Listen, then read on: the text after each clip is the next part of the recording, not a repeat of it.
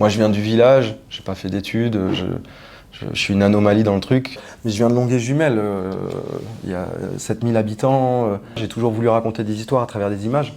Mais j'ai pas fait d'études, je suis monté à la capitale en abandonnant ma famille, mes amis, parce que j'avais pas le choix, j'avais pas de plan B en fait, quoi. Et je me pointe et j'arrive à faire venir tous ces magnifiques actrices et ces magnifiques comédiens. Justement, la Pampa, ça vient de chez vous? La Pampa, en fait, c'est un terrain de cross qu'il y a derrière, enfin à 5 km derrière ma maison, la maison où j'ai grandi, où ma famille vit. C'est un terrain de cross qui a toujours existé. C'était gros à l'ancienne. Il y avait la première manche du championnat de Supercross dans les années 2000, donc ça ramenait genre 10 000 personnes, c'était ouf. Ça doit être émouvant quand même de retourner.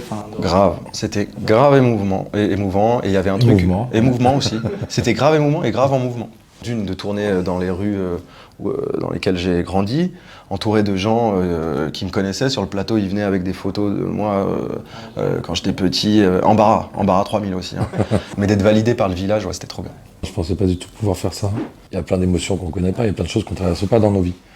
Et en particulier ce que vit David ou ce qu'il fait vivre aux autres, je le connais pas. Tout ça se fait à deux. Enfin, soit avec les partenaires, soit avec le réalisateur.